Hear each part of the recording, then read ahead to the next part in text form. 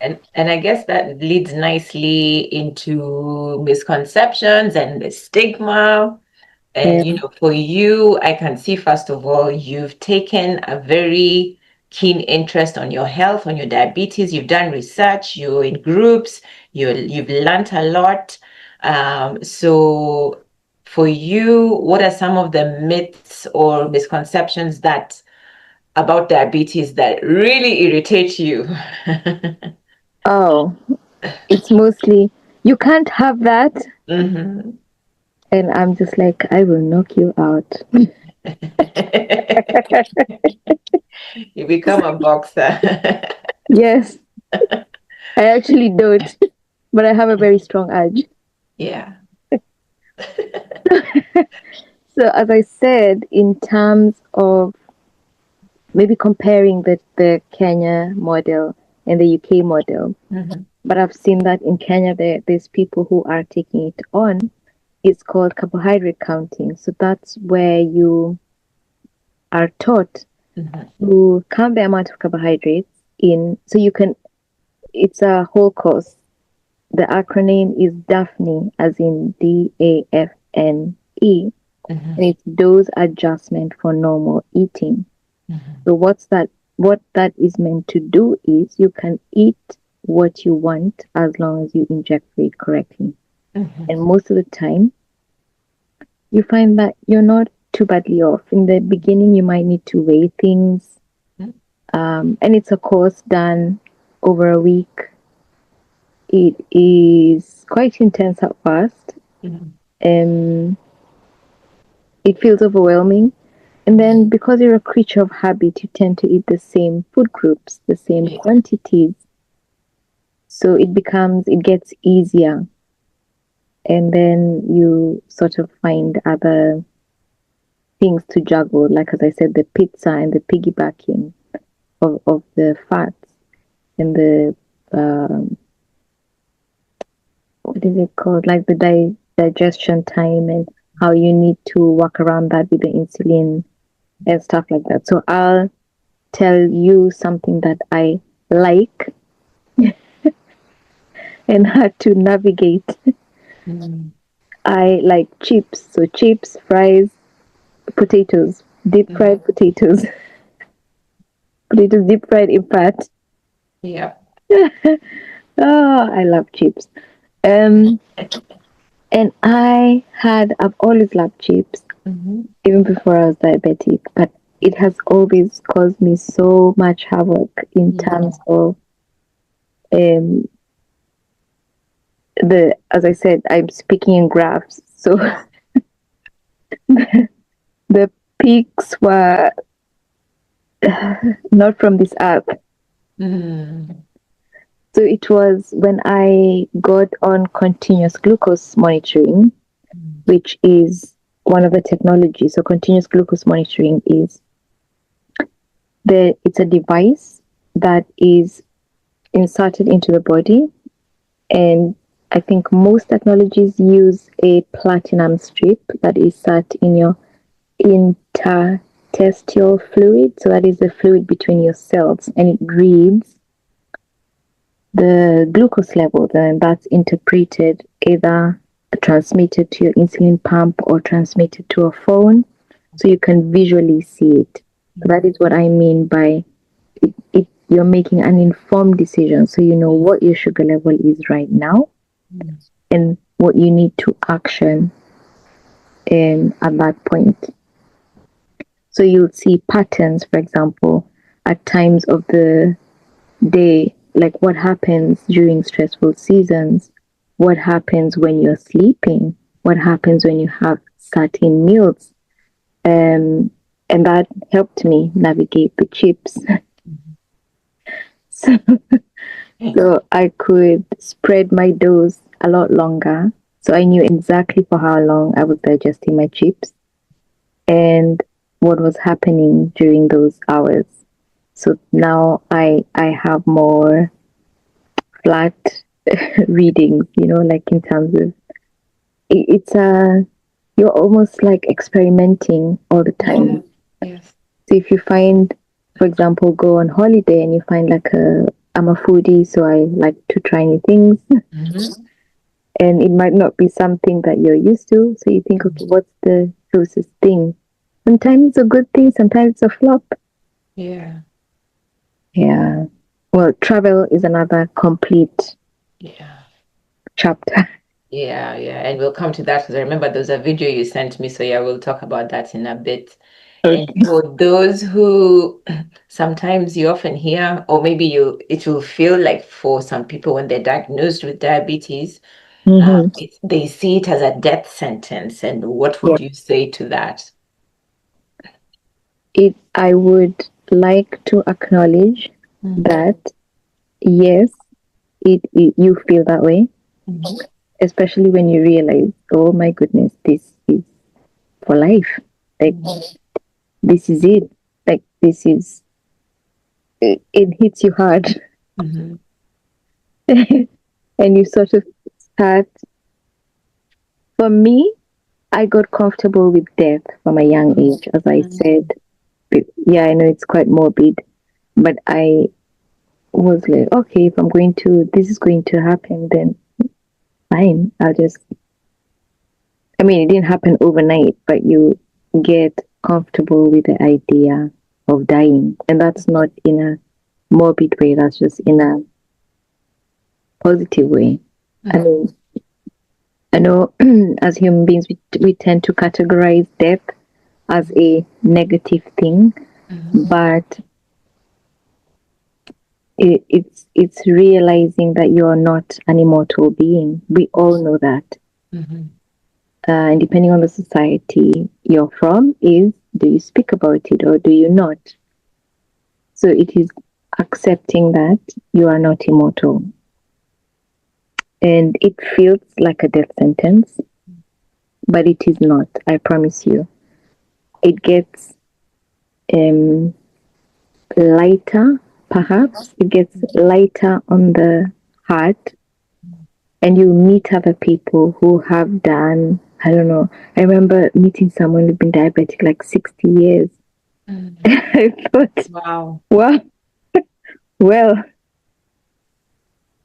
basically, okay, so you can live. Yes. So the good thing is that my parents never told me I cannot do this because I'm Mm-hmm. diabetic. So I was never exempt from things unless I choose to be exempt. Mm-hmm. And that was a positive thing for me. Um, so I'd like to reassure you Mm-hmm. that it is not a death sentence. Yeah. It, there's lots of changes, Mm-hmm. but they're changes for your good, and you work alongside. You become like a great advocate for your health. Mm-hmm. Uh, you learn to really lean into your body, to listen keenly. So Yeah. if I use the analogy of the car, Yeah. it's like if it's making different sounds, you're like, where's that sound coming from? Yes.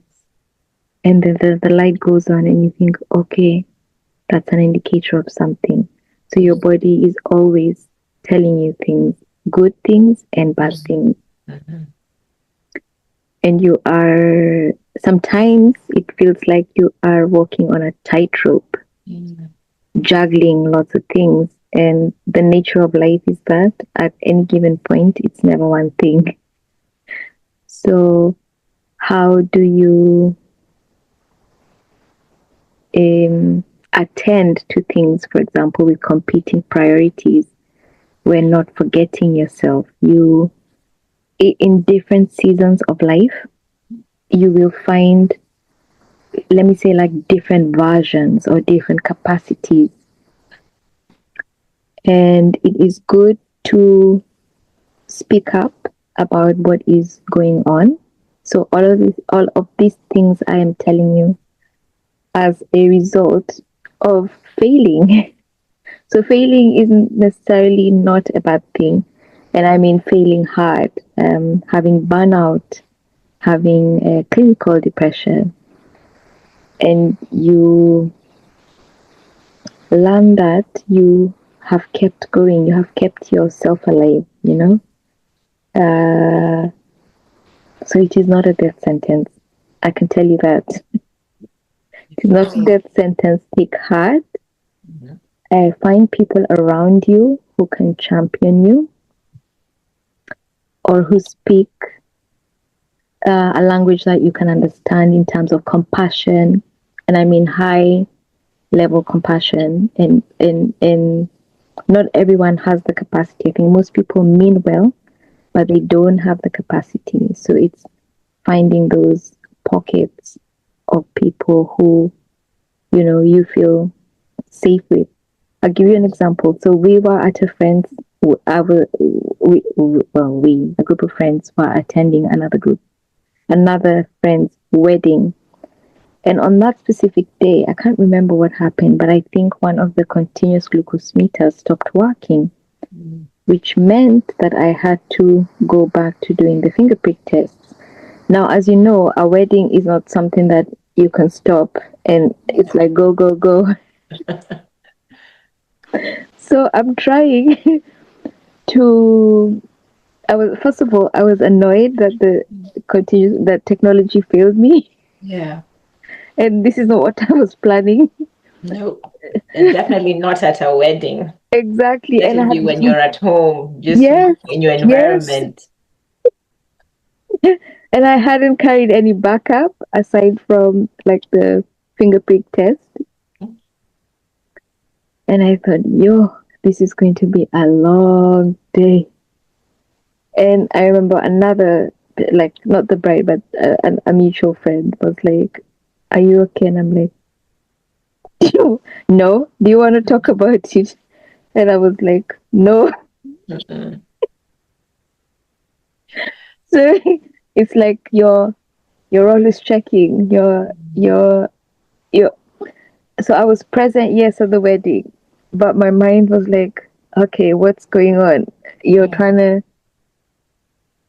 learn to listen again more keenly to like what have I eaten, or you might have to exclude certain food groups just Mm. to make it easier on you, you know? So yeah, you're always navigating things Yeah. and it's And important. that's Yeah. a good place to now go into your daily life. And earlier you said like, even just now you just said you're always thinking, Yeah. you'll be present, but you're also thinking or sometimes troubleshooting. The CGM has decided to pack up. Now you're trying to, and you didn't carry a backup. So what does that constant thinking do to you? You're always thinking, like you said, and I love how you said it before.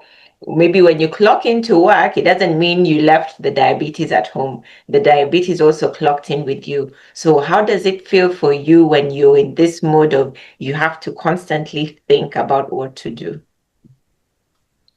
It is It exhausting. must be. It You're must. doing the work of a major organ. Yeah, true. Please, people, thank your organs. Yeah, yeah, yeah. Yeah, so it can get very exhausting. And then I think as the years go by, it Mhm. becomes sort of like an autopilot or a knee jerk reaction. Yeah. But I feel that it is important to know the basis. Mhm. So, for example, still, even as the continuous glucose meters and all the other technology, learn to listen in and lean into your body. Don't just self abandon to this technology because at some point you might need to go back to basics. Yes. Yeah. So it's Yeah. it's in reminding yourself Mhm. um, about those things. You've just reminded me of a very funny thing that happened while on holiday. Mhm. It wasn't a particularly long holiday, Mhm. and I had carried a backup Mhm. and a backup of a backup. So I had carried three backups. I remember thinking, okay, so I had a shower and then I put my continuous glucose meter. Mhm. And then it said it was faulty, so I took it off. And I put the second one on and it said it was faulty. And I thought, what is going on? Mm.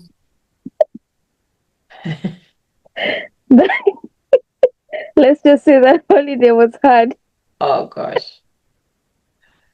because the plan was to take it easy. Yes. And now the first one, the second one, both had faulty.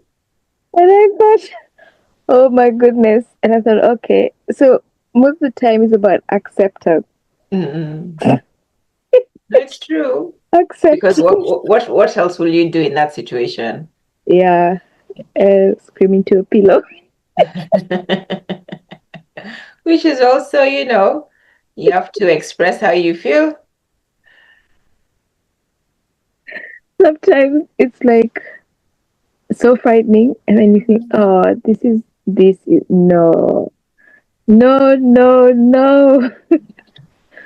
Yeah, and then you just pick yourself up and Yeah, you do your best. you do your best. Yeah. And Mm. how do you, what exactly, or how do you pick yourself up? Because sometimes people say, oh, that's easier said than done. So for you in that moment, the first one, the second one, you've planned in advance, from experience, because you said, you've learned from some of these setbacks or the failures, and some of the failures have been really hard. So you've learned from them. So you've carried not one, two, three backups, hoping to relax on holiday. And then the two of them decide. So how do you pick yourself up in that moment? You sort of have a pep chat. You're like, Mm-hmm. okay, this has happened. Mm-hmm. What do you do now? The pep chat is the beginning, Yes. and then you just go into doing mode. Yeah. Because it's like tripping on a pavement. You, I mean, technically, sometimes you just wanna sit there Mm-hmm. on the pavement, but as life dictates, you need to get up. You Yeah. can't just lie there on the pavement. Sometimes I envy children because they just like they throw a tantrum and they're just on the floor for Yeah. like an extended period of now. Yeah. As, As as an an adult, adult, yeah, it would be mm-mm. Unless you go into a room by yourself and have your tantrum there and then come out. yes, it does happen. It does. It doesn't look like the child version, but Mm-hmm. yeah. So what it looked like was like, okay, this has happened. Mm-hmm. You always have backups and Mm-hmm. backups of backups.